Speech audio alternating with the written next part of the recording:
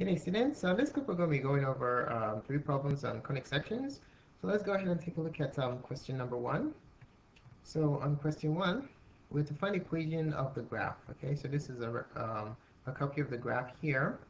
So we can clearly see that this is a hyperbola. So the question is, which of these equations match this graph? Okay, so first thing we're going to do, let us take a look at how many units we're going in all directions. Um, well, how about we graph the center first? Let's graph the center. So this right here are the coordinates of the center. So the center is basically 3 units to the left, 1, 2, 3, -3, and then we go up uh, 1, 2, 3, 4. So -3, comma 4. So in the equation, we're going to have the opposite of these. So we're going to have, now since the orientation of our parabola is hyperbola is side to side, that means that x is going to be positive and y will be negative. Okay, so we're going to have x, and then the opposite of that, plus 3, quantity square, minus, and then for the y, we're going to have y, the opposite of plus 4 is minus 4, quantity square. Okay? All right, so just by graphing that, we can clearly see that the answer is going to be option letter A. Just to make sure, for the denominators, basically, we're going side to side 3 units. So since we're going side to side 3, under the x, we're going to have 3 square. All right? And then since we're going up and down 2 units, under the y, we're going to have 2 square, and that equals 1. And if we simplify it, we're going to have x plus 3 quantity square over 9 minus y minus 4 square over 4 equals 1. And our final answer is going to be option letter A. Okay? So that's that. All right, let's take a look at question number 2. It says graph 4x squared plus y squared equals 36. Okay, so let's go ahead and do that. So for number 2, we have 4x squared plus y squared equals 36. Now to put it in a standard form, we cannot have any coefficients in front of the x squared or the y squared. So in order to, and then we also have to have this set equal to 1, all right?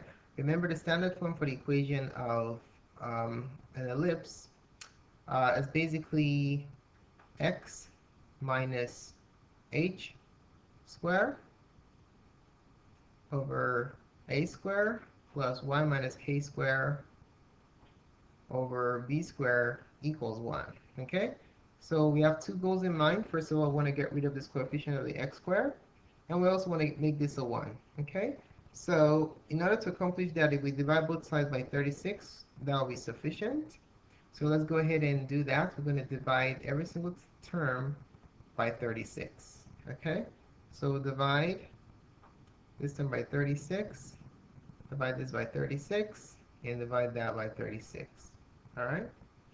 All right, so 4 goes into 36 9 times, so we have x squared over 9 plus y squared over 36 equals 1. Okay? Now, since there's no number next to the x, we can write it as x minus 0 squared over 9 plus y minus 0 squared over 36 equals 1. All right, so what does this information tell us about the ellipse? Well, it tells us that the center is 0, comma 0, and then the direction of axis, square root of 9 equals 3, and that's going to be side to side because it's under the x-axis.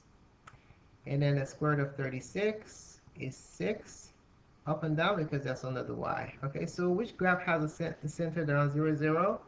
Let's take a look at our options right here. Now we can clearly see that options C and D are not the answers because these are hyperbolas. This is a parabola because you have two squares, different denominators, and a plus. Okay, so that automatically qualifies this as an ellipse. So C and D are eliminated. We're looking at option A or B. If you notice, these two options have the centers and the origin. But let's look at the direction of the axis. Okay, so we're supposed to go side to side 3 units. That is option B. And then up and down 1, 2, 3, 4, 5, 6. So we can clearly see that the correct answer is option B because it matches the direction of our axis that we determined by taking the square root of the numbers under each variable square. Okay? All right. Now let's take a look at question number 3. All right, so question 3, it says find the center and radius of that conic right there. So let's go ahead and write it down for number 3. We have x squared plus y squared plus 2xy, and plus 2x minus 10y plus 10 equals 0. All right, now this is clearly a circle because you have two squares of plus and the coefficients are both identical for the square, so this is going to be a circle. All right, in order to find the center and the radius, we have to write this in standard form. This is a general form of the equation of a circle. So to do that, we're going to place the x's next to each other. So this x and this x, we have x squared plus 2x. And then the y's next to each other, y squared and 10y. So we have plus y squared minus 10y. This constant needs to be shifted to the right. It's neither x nor y, so subtract 10 from both sides. So we have this whole expression equals negative 10, negative 10. All right, so what we're going to do now is partition the variables down the center into the x and y worlds. And then we're going to complete the square in their respective worlds, okay? So there goes your partition. Now to complete the square in the x world, we need to do b over 2 square in the x world and also in the y world. So b in the x world is 2, okay? So in order to complete the square, we need to divide this by 2, which is equal to 1, and then square it, and then get 1. So that completes the square in the x world, okay? And then in the y world, we're going to go b of y is negative 10. Divide that by 2, we get negative 5. And when we square that, we get 25. All right, so that completes the square in the y world. All right, so let's go ahead and insert those values. So we're going to have x squared plus 2x plus 1, and then plus y squared minus 10y plus 25 equals, now we're going to negative 10, we're going to add these two numbers that we added on here to the right side. So we're going to have plus 1 plus 25. Okay? All right, let's go ahead and factor these. Now to factor these, all you do is you're going to, for the x world, you square the first and the last, and then bring down the middle sign. And then the same procedure in the x world too. But let's do the x in the y world too. Let's do the x world first. So if you square root x squared, you have x plus the square root of 1 is 1 square. Okay, plus. Now do the same thing in the y world. You square root the y squared and the 25. So you're going to have quantity y. Bring down the middle sign. Y minus 5 quantity squared. And then 10 minus, negative 10 plus 26, simply 16. Okay? All right, now this is the equation of a circle in standard form. Now the center, remember we have to take the opposite of the numbers next to each variable. It's going to be negative 1 for the x coordinate, and then positive 5 for the y coordinate. All right? And then for the radius, you take the square root of the last number. You don't just take the last number the way it is. You have to take the square root. Square root of 16 equals 4. So your final answer is going to be option letter D. All right? Get this sense? In this clip, we're going to be going over sequences and series in this review part. So let's take a look at question number 4. It says the number of lilies a large nursery can sell each day after April 1st is modeled by a sequence whose general term is a sub n equals 1700 minus 75n, where n is the number of days after April 1st. Find the number of lilies that can be sold on April 6th, 7th, and 8th. Okay, so you have to remember, note that we're looking for the days after April 1st, okay? So On April 2nd, for April 2nd, we're going to have n equals 1 for April 2nd. And then for April 3rd, we're going to have n equals 2. So basically, we just subtract 1 from the date. Okay? All right, so now what we're going to do is look at the pattern, and we notice that it's basically 1 less. Okay, so we're going all the way to April 6th. So if n equals 1 for a second, then we know that for the fourth day is going to be n equals 3. For the fifth day, n is going to be equal to 4. And then for the sixth day, n is equal to 5. So we're basically using n equals 5 to find out, to plug into this formula. Okay, so the explicit formula an is equal to 1700 minus 75n. So this is a explicit formula for an arithmetic series because the n is not exponentiated. Okay, so for the sixth day, for April 6th, we're going to have April 6th, we're going to have n equals 5, okay, because we started from April 2nd to count, so we kind of like behind by 1. All right, so we're going to plug that there. So a sub 5 is going to be 1700 minus 75 times 5, okay? And then for April 7th, what do you think we're going to have? N equals 6, right? So n equals 6, then that will be a sub 6 equals 1700 minus 75 times 6. And then for April 7th, for April 8th is going to be 75 times 7. Okay, so if we work out 2, that should be sufficient for us to determine what the answer is. All right, so let's bring out our calculators and try this out.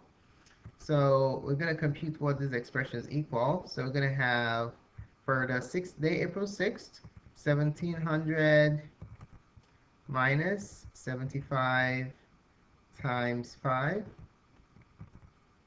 And the answer is 1325. So it looks like option A is the answer there, option A. Let's do this April 7th just to make sure. So 1700 minus 75 times 6. And we have 1200 and 1250. Okay, so 1325 and 1250, let's write that down. 1325 and 1250, we can clearly see that option A is our answer, okay, because that's the one that matches. All right, so we have to be really careful. We got to start counting from April 2nd because this formula works for days after April 1st. All right. Okay, now let's move on to question number 5. It says, find the sum of the infinite series. So it's an infinite series. The question is it geometric or arithmetic? We can only find the sum of infinite geometric series. Okay, so when it's talking about infinite series, there's only geometric series that has convergence. All right, so this is an infinite geometric series, and the formula for the infinite geometric series S of infinity is equal to a1 over 1 minus r. Okay, a1 is the first term, which is 20. And r is what you get when you divide the second term by the first term, or a term divided by a term before it. Okay, so a2 is negative 15, and a1 is 20. Okay, if you divide this out, divide top and bottom by 5, you have negative 3 over 4. You notice that this common ratio is between 1 and negative 1. That is why we can actually compute the infinite sum.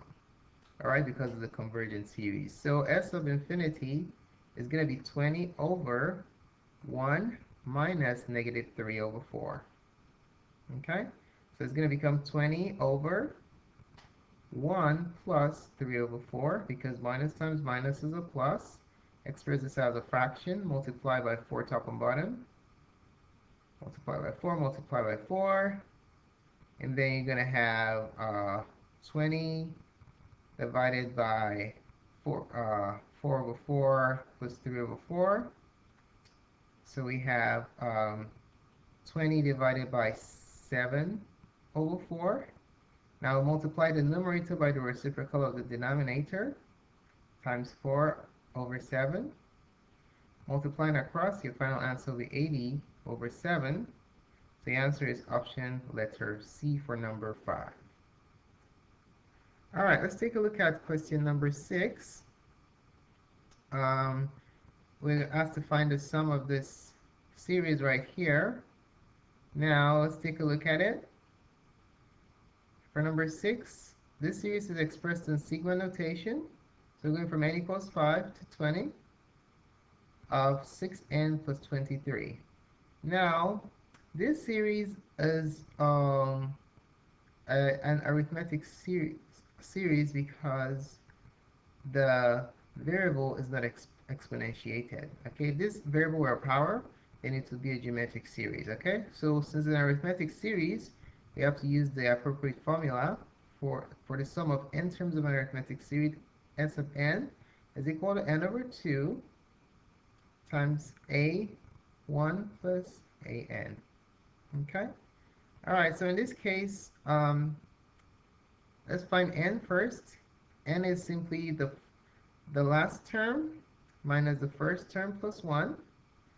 Okay, so basically how many numbers are there from 5 to 20? Okay, so it's going to be 15 plus 1, which is 16. All right, so n is 16. Now, the first term a1 is what you get when you plug in the lower bound into the variable. Okay, like that. So you're going to have a1 is going to be 6 times 5 plus 23. So it's basically 30 plus 23, which equals 53.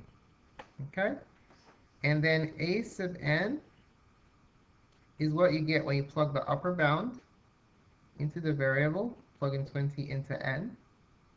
So you have 6 times 20 plus 23.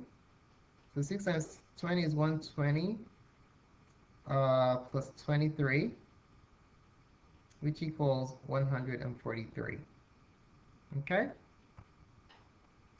All right, so what we're going to do is put all these together into the formula. So we're going to have S of n is going to be n over 2, 16 over 2, times a1, 53, plus an, 143. Okay? It's basically going to be 8 times 196. Okay? All right, let's compute that with our calculators. So let's do this. 8 times 196. So our answer is 1,568. So Sn is 1,568. And we can clearly see that our answer is option letter A. Okay?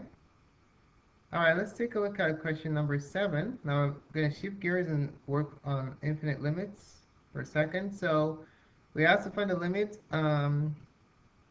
as x goes to infinity of negative x to the fourth minus 8x to the third plus 4x squared minus 15x plus 22. And then that divided by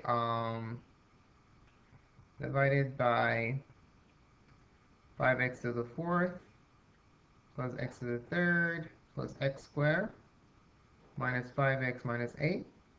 Now, if you look at since this is a limit involving infinity, we can observe the weights, okay?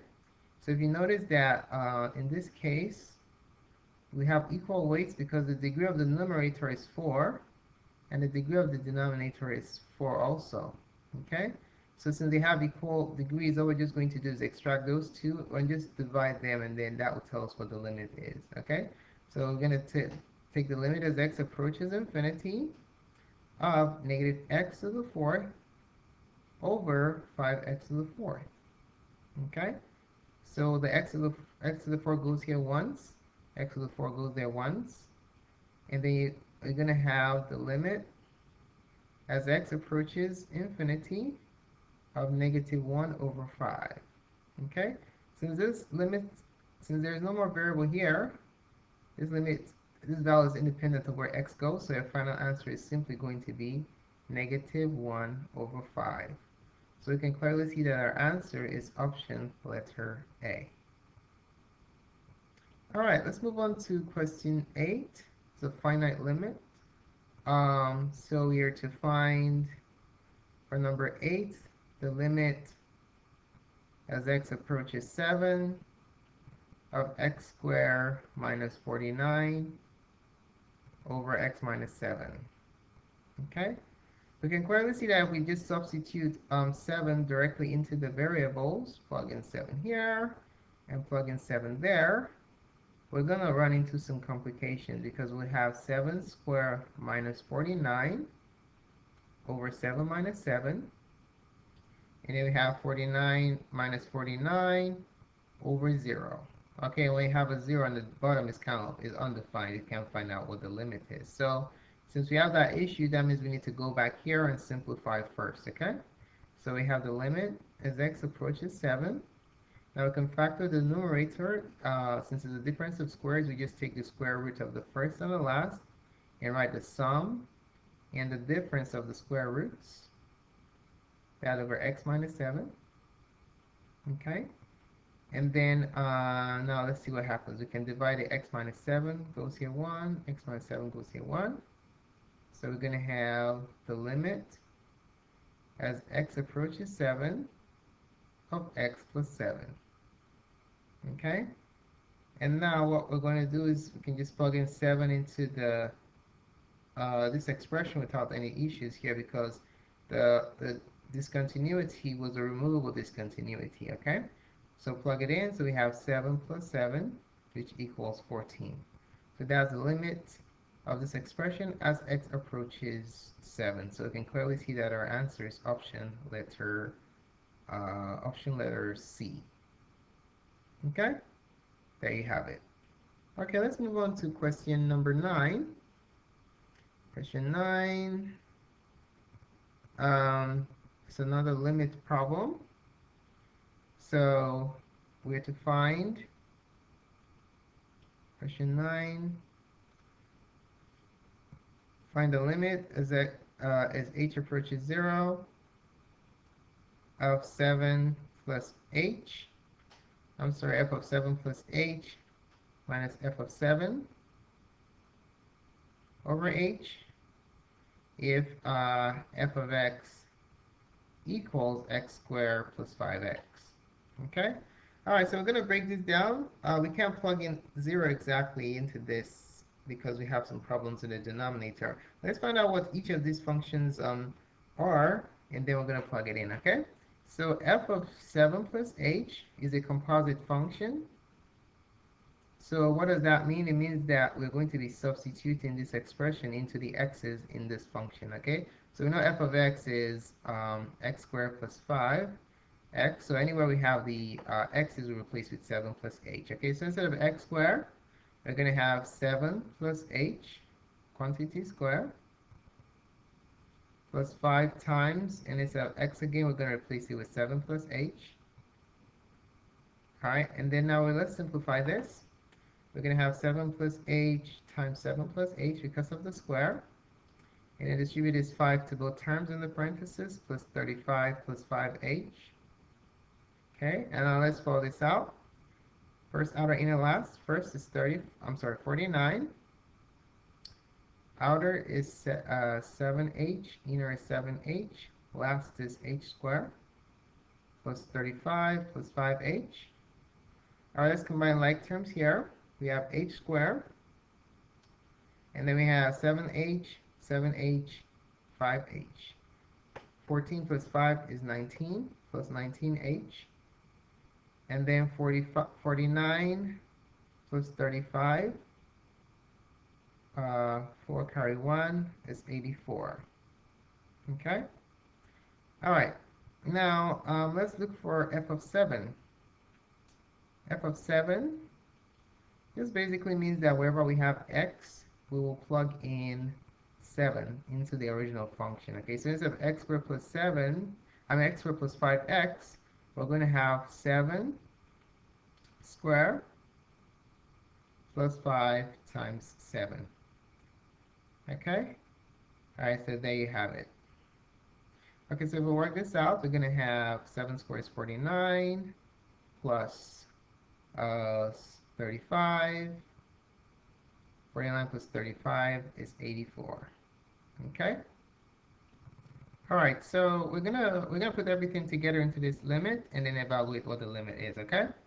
So it's now gonna become the limit as h approaches 0 of h squared plus 19h plus 84 minus 84. This whole expression is f of 7 plus h, and this is f of 7. This whole story divided by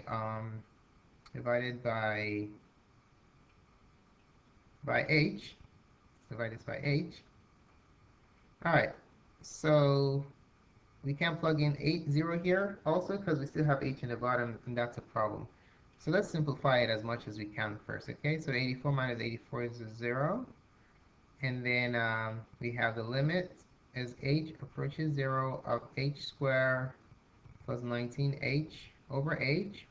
Now we can factor out the h from the numerator, so we have the limit as h approaches 0 of h times h plus 19 over h.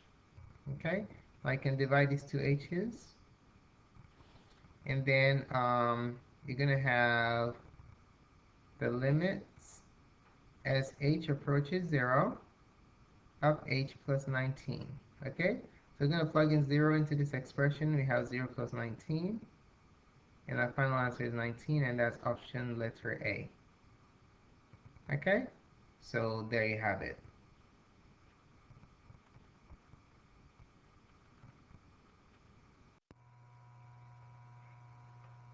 All right, in this part, we're going to be going over polar and rectangular coordinates and equations, how to graph and convert from one form to the other. Okay, so let's go ahead and start out by taking a look at question number 10. It says, which of the following is not a representation of the point P? All right, so let's grab this image real quick.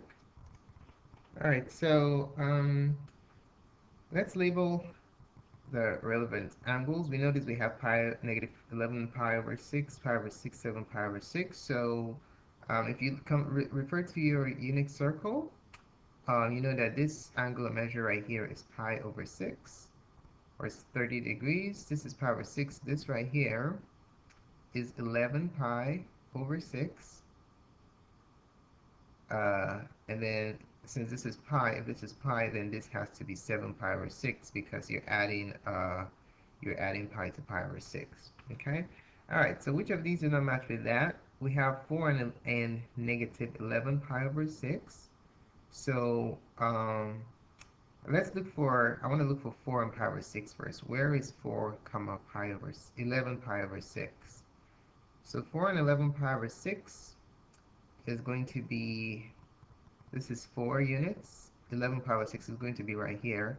Now, since the angle is negative, since we're going to 4 and negative 11 pi over 6, since the angle is negative, what kind of reflection is that? Well, that simply means we're going to reflect up and down. Anytime the angle is negative, it's an up or down reflection. Since we're downstairs, we're going to reflect straight up. So do we end up at P?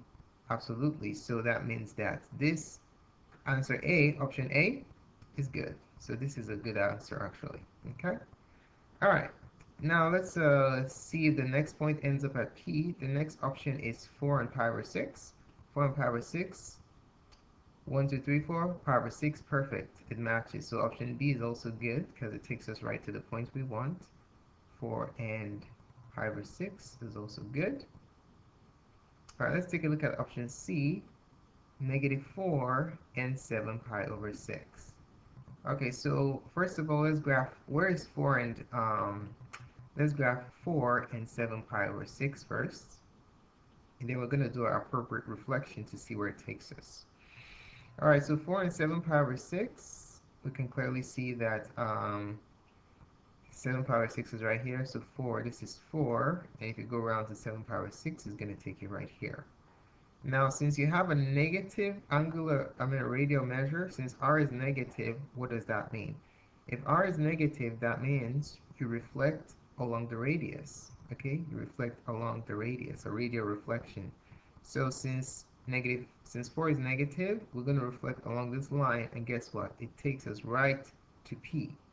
So what does that mean? That means that negative 4 and 7 pi over 6 is also good. Okay? All right, let's take a look at the last one, which should be the answer. How about negative 4 and 11 pi over 6? Okay? So to do that, let's first of all graph the positive angle, 4 and 11 pi over 6, and see where the reflection takes us. Okay? So 4 and 11 pi over 6. 4 and 11 pi over 6 is right here. So when you negate if you negate the radius, what does that mean? If you have a negative r, it's a radial reflection like we just talked about. You reflect around the radius. Okay? So if we wanted to graph negative 4 and 11 pi over 6, we have to reflect along this line, and it takes us right there. So this point is negative 4 and 11 pi over 6. And what does that tell us? It's not a match. It does not fall on P because when you reflected it ends up right there. Okay? So option D is wrong. So answer to number 10 is D. Okay? All right. Now let's move on to question number 11.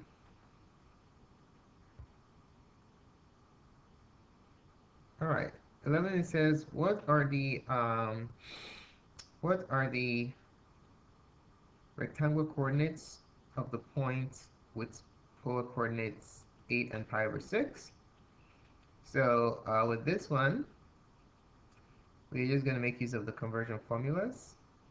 Number 11, we have a polar 8 pi over 6, and then we are asked to change it to rectangular. Okay, so we're going from polar to rectangular, and we know that rectangular is x comma y. This is rectangular, and this is polar. Okay, polar is r theta, rectangular is xy. Okay, so to find x, we're going to use a formula. If you refer to your formula sheet, r cosine theta is how you find the x coordinate, r cosine theta. Okay, and then we know that r is 8 and theta is pi over 6, so we're going to have 8 cosine pi over 6. Okay, cosine pi over 6, if you refer to your chart, is root 3 over 2, so we're going to have 8 times root 3 over 2. If you multiply it across, you have 8 root 3 over 2. Okay, so you notice that we can divide by 2 top and bottom. 2 goes here 1, 2 goes here 4. So this is going to be equal to 4 root 3 for x. How do you find y? Y is r sine theta. Okay, using the formula on your formula sheet, so we have 8 sine pi over 6. So sine pi over 6 is 1/2. So 1/2 of 8 is simply 4. Okay, so that's y.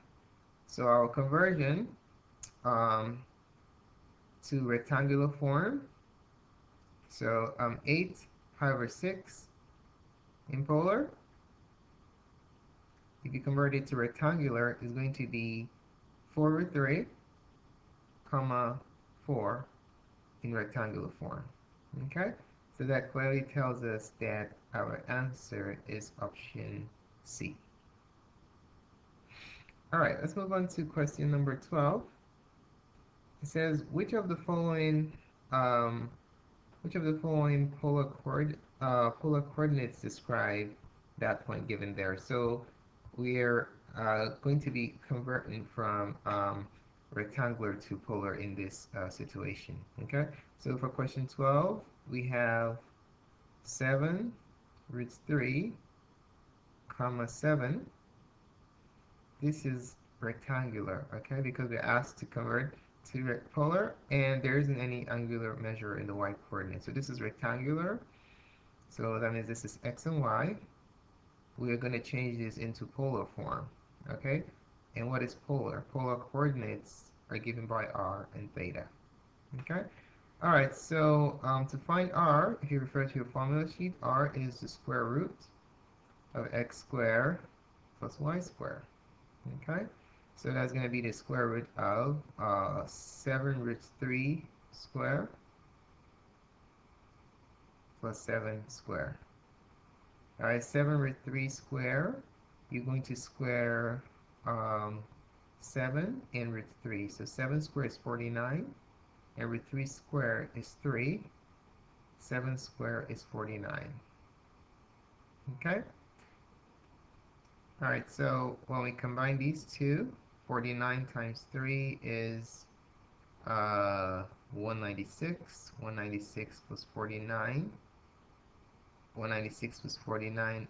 I'm sorry, it's not 196, it's 147. So, yeah, 49 times 3 is 147. And 147 plus 49 is 196. And the square root of 196 is 14. Okay? All right, to find theta, we're going to use the formula sheet again. Look for the inverse tan of y over x. Okay? All right, so that's going to be the inverse tan of 7 over 7 root 3. Okay? So we can divide by 7, top and bottom. That gives us the inverse tan of 1 over root 3. Since we cannot have a square root in the denominator, we can rationalize the denominator root 3, and we'll multiply across. It's going to become the inverse tan of root 3 over 3. Okay? And if you refer to your table of concentric angles, you can clearly see that the inverse tan of root 3 over 3 is 30 degrees or pi over 6. Okay? Well, we're working with degree measure here, so we're going to use 30 degrees. All right? So the rectangular coordinate 7 root 3,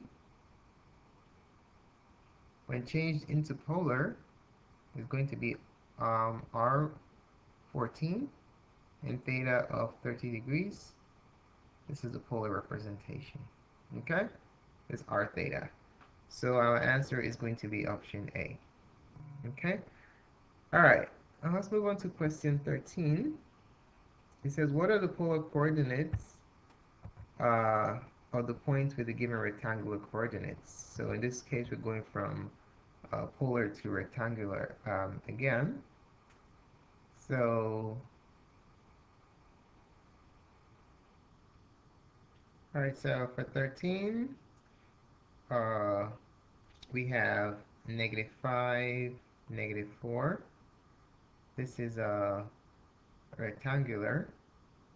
So this is going to be xy, and we're going to convert it into polar, right? Polar is r comma theta. All right, so let's start off by looking for r. So if you look at your formula sheet like we did before, r is the square root of x squared plus y squared. So it's going to be the square root of -5 squared plus -4 squared. Okay? All right, now we'll work that out. We're going to have the square root of -5 squared is 25 plus 4 squared is 16, which equals the square root of 41. Okay? So that's r. Okay, now we need to find theta. To find theta, we're going to compute the inverse tan of y over x. Okay? So we're going to have the inverse tan of y is -4 over x -5. Minus over minus is plus, right? So this is simply going to be the inverse tan of 4 over 5. Okay, so the rectangular coordinate -5, comma -4. is the same thing as the polar coordinate root 41, comma, the inverse tan of 4 over 5. Okay? So there goes your answer. So you can see the answer is option letter A, or 13. All right, let's move along to question number 14. We're dealing with equations now. So here we're asked to convert x squared plus y squared equals 81 into uh, polar equation. Remember, rectangle has xy polars are in theta. So in this equation, x squared plus y squared, we can only, if when converted to polar form, we can only have r and theta. Okay, so we're going to be making use of the formulas we already knew before. R is equal to the square root of x squared plus y squared. Okay, and we also know that uh, theta is equal to the inverse tan of y over x. All right, so there you have it. Okay, so in order for us to make a substitution here, you know that r is the square root of x squared plus y squared. I have x squared plus y squared here, so in order to make it in a form consistent with what r is, what I'm going to do is take the square root of both sides, so I can have a reason to substitute for r. Okay, so this is square root of x squared plus y squared, so we know that this whole expression is going to reduce to r, and then the square root of 81 is 9. Okay, so r equals 9 is your answer. So the answer to options to number 14 is letter C. All right, let's move on to 15. It says, what is the polar form of the equation 5x plus 3y equals 5, 5x plus 3y equals 5? All right, so for this one, we're changing this to polar also. So we know that x, right, that's in red. We know that x is equal to r cosine theta, and y is equal to r sine theta. Okay, so we're gonna go ahead and make that substitution here with the x and the y's. So um, 5 instead of x is going to be r cosine theta, plus 3 for the y is going to be r sine theta. Okay, equals 5. Remember, when you're converting from rectangular to polar, all the x and y's have to be substituted with something else. Okay, they have to be gone. You can only have r and theta in an equation that is in polar form. Okay, all right, so we have this expression, so we're gonna equation, so we're gonna simplify it a little bit more. So we have 5r cosine theta plus 3r sine theta equals 5. You notice that r is common on both sides of this equation, so we can factor that out. R times 5 cosine theta plus 3 sine theta equals 5. Okay? All right, and then to finish this off, we just basically divide both sides by 5 cosine theta and 3 sine theta. So we have divide this by 5 cosine theta plus 3 sine theta. We just want to get r isolated. That's why we're doing this division. Okay? 5 cosine theta plus 3 sine theta on both sides. This divides out. So we're going to have r equals 5 over 5 cosine theta plus 3 sine theta. Okay? So we can clearly see that our answer is option letter C. So that's our answer for number 15. All right, let's move along to question 16. So question 16, we're asked to express x plus 4 squared plus y squared equals 16 in polar equation form. This is what is the polar equation of for the circle with the equation with this equation. So let's go ahead and write this down for question 16. We have x plus 4 square plus y square equals 16. Okay, so we just need to remember that um, r equals the square root of x squared plus y squared. Okay, and then also that x is equal to r cosine theta. So that's another point to keep in mind, and y is equal to r sine theta. All right, so let's go ahead and expand this first and see what we have. So x plus 4 squared is x plus 4 times x plus 4 plus y squared equals 16. So we'll follow this out. We're going to have x squared plus 4x plus 4x plus 16 plus y squared equals 16. And then we can see this x squared and the y squared. We can combine them together. These are next to each other. We have x squared plus y squared. And then 4 plus 4 is 8x plus 8x plus 16 equals 16. Okay? All right, so another point to note also is that since r is the square root of x squared plus y squared, by extension, if I square both sides, r squared is equal to x squared plus y squared. So anytime you have r squared, x squared plus y squared, you can replace it with r squared, since r is the square root of x squared plus y squared, okay? So since you have x squared plus y squared here, without a square root, that means that r is simply being squared to get rid of the square root. So we're going to make a substitution here, x squared plus y squared with r squared plus 8. Now what is x? X is r cosine theta, right? So I'm going to make another substitution here. Instead of x, I'm going to replace it with r cosine theta plus 16 is equal to 16. All right.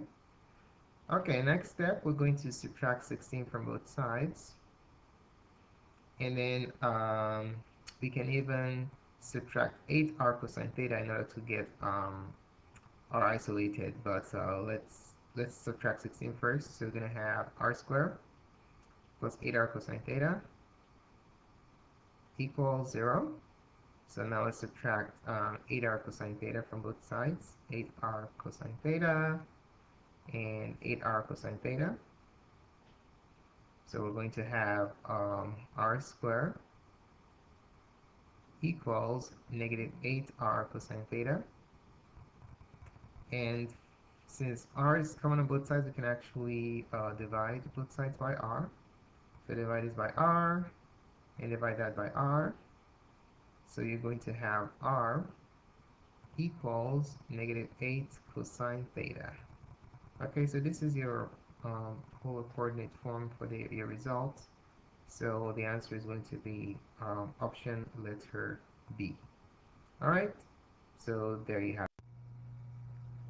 All right, good day, students. In this part, we're going to be going over how to write complex numbers in rectangular and trig forms. So let's go ahead and take a look at number 17. Okay, so in question 17, we are to express uh, the number, the complex number in polar form 8 cosine 4 pi over 3 plus I sine 4 pi over 3 in rectangular form, all right, or a plus bi form. All right, so in order to do this, we just need to evaluate what cosine 4 pi over 3 and sine 4 pi over 3 are, all right? So what we're going to do, we're just going to take a look at our table of common trig angles and see what the value of cosine 4 pi over 3 and sine 4 pi over 3 are. So if you look at this sheet that we have, you should have a copy of this. Cosine 4 pi over 3 is negative 1/2 right here. And sine 4 pi over 3 is negative root 3 over 2. All right, so we're going to use that. So let's go ahead and put that here. So we're going to have 8 times cosine 4 pi over 3 is negative 1/2. And 4, sine 4 pi over 3 is negative root 3 over 2. So it's going to be plus negative root 3 over 2i. Okay? All right, now we're going to just distribute this 8 to both terms in the parentheses. distribute 8 to the 1/2, the real part of the complex number, and negative root 3 over 2, the imaginary part. So we're going to have negative 8 over 2, plus times a minus, and the signs are different. You have a minus, minus h root 3 over 2i. All right, simplifying further, 8 over 2 is negative 4, minus 8 over 2 is 4 root 3i. Okay, so this is the rectangular form or a plus bi form of the complex number 8 cosine 4 pi over 3 plus I sine 4 pi over 3. So we can clearly see that our answer is option letter A. All right, let's move on to number 18. Now we have a complex number in rectangular or a plus bi form, and we have to convert it into trigonometric or polar form. So the number under consideration is negative 5 root 3 minus 5i. Okay, so all we need to do, we can look at this as x and y. We need to find r and theta. Okay, so r, using our formula, we know is the square root of x squared plus y squared. All right, so let's apply that. So r is going to be the square root of negative 5 root 3 squared plus, that's x squared plus negative 5 squared, that's y squared. Okay, that simplifies into negative 5 squared is 25 times 5, times 3 plus 25. So that equals the square root of 75 plus 25, which equals the square root of 100. Square root of 100 is 10. All right, so we have the radius. Now what we need to find next is the angle theta. All right, so the formula for theta, consulting your formula sheet, you see is tan, the inverse tan of y over x, and you always add pi if x is negative. Is x negative here? Certainly is, so we have to add pi. Since our options are in degrees, the degree equivalent of pi is 180 degrees. All right, so now let's plug in the values of x and y and evaluate what the inverse tangent is. Okay, so we're going to have take the inverse tangent of y, which is negative 5, over x, which is negative 5 root 3, that plus 180 degrees. Divide out the 5's, the minus and the minus becomes pluses, so we have the inverse tan of 1 over root 3. But since that has a radical on the bottom, we can rationalize the radical, the denominator, root 3, close that plus 180. So we're going to be taking the inverse tan of root 3 over 3 plus 180. All right, if we take a look at our chart, we'll find out that the inverse tan of root 3 over 3 is 30 degrees or pi over 6, okay? So in this case, it's going to be 30 degrees plus 180 degrees. If you add those two together, you have 210. All right? So we have r and theta, and we know that this way of writing the trigonometric or polar form of writing a complex number is r cosine theta plus I sine theta. We have cosine and sine theta already, so we're just going to put it in here, okay? So it's going to be 10, because that's what r is, cosine theta, which is 210, plus I sine the same angle, 210. All right, so there goes your answer, and we can clearly see the answer is option letter C. All right, let's go ahead and take a look at question number 19. Question 19 is very similar to 18. We're to express this complex number in rectangular a plus bi form in trigonometric or polar form. So we have negative root 3 minus I. So this is the x and this is the y, rectangular form. Now we need to find r and theta again. R is the square root of x squared plus y squared, as indicated in the formula sheet. So that's going to become the square root of negative root 3 square. All right, square plus negative 1 square, because the coefficient of I is just 1. So if we square it out, we'll have the square root of 3 plus 1 is 4. So the square root of 4 is 2. That goes your radius, okay? And then theta is going to be the inverse tan of y over x. Now, since x is negative, we're going to add pi. I'm using degree radian measure because all the angles are radians, okay? So let's go ahead and compute that. So we're going to do the inverse tan of y, negative 1 over x, root 3, plus pi. All right, now we have to rationalize 1 over root 3. I'm sorry, they're both negatives, so let's make that. So if you rationalize this like the previous problem, you're going to have the inverse tan of root 3 over 3 plus pi. You get that by multiplying by root 3 top and bottom. So that becomes the inverse tan of root 3 is 7 pi. I'm sorry, it's pi over 6. It's pi over 6. So we have pi over 6, or 30 degrees. Pi over 6 plus pi. Right, this is pi over 1. And then if we find the LCD here, just multiply it by 6 top and bottom. So pi over 6 is the same thing as 6 pi over 6, right? So if you combine 6 pi over 6 by pi over 6, we're going to have 7 pi over 6 as theta. Okay, so when we combine them together in a rectangular form, our answer is going to be 2 cosine 7 pi over 6 plus I sine 7 pi over 6. And the final answer is option letter D. Okay? All right, let's move on to number 20. All right, so number 20, we're given the two vectors.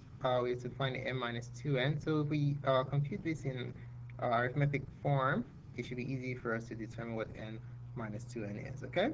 So if you take a look at the question, n minus 2n, if we count, vector m is given as 1 unit to the right and then 3 units down. I'm sorry, 3 units down, yes. 1, 2, 3. So 1 comma negative 3. And vector n is 1 unit to 3 units to the right, 1, 2, 3. So that's positive 3. And 3 units down, 1, 2, 3, negative 3. All right, so m minus 2n, we have to do m minus 2n, we have to double n, right? So n is that, then 2n is going to be 2 times 3 comma negative 3. So we distributed 2 to both of them. So it's going to be 6 comma negative 6. So n minus 2n is going to be 1 comma negative 3 minus 6 comma negative 6. Okay? So we can do the subtraction downwards. And when we subtract, what are we going to get? We'll get 1 minus 6 is negative 5.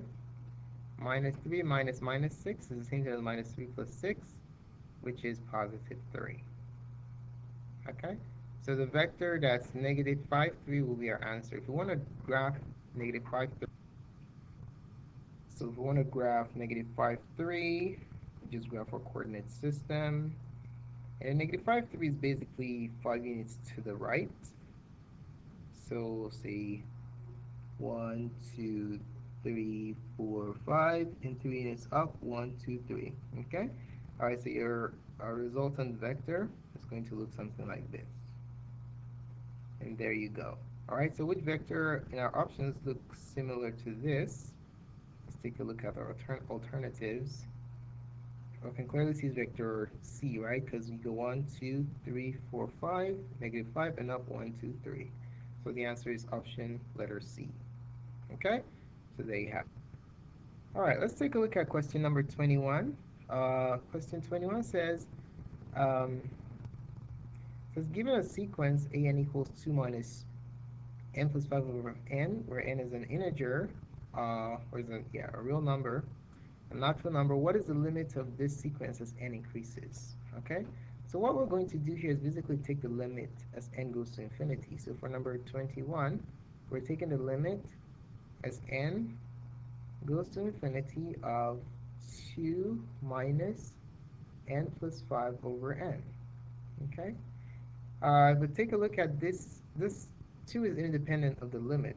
This is, so it's going to be 2 minus the limit as n approaches infinity of n plus 5 over n.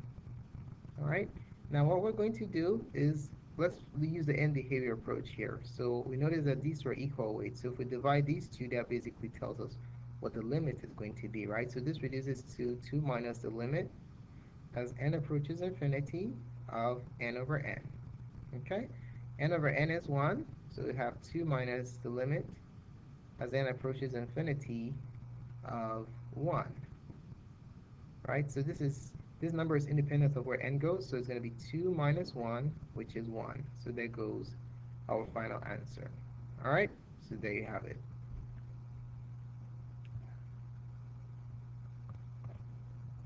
So thanks so much for taking the time to watch this presentation. You can feel free to subscribe to my channel by clicking up here. More clips can be found on mathcoachsurf.com. Thanks again, and have a wonderful day.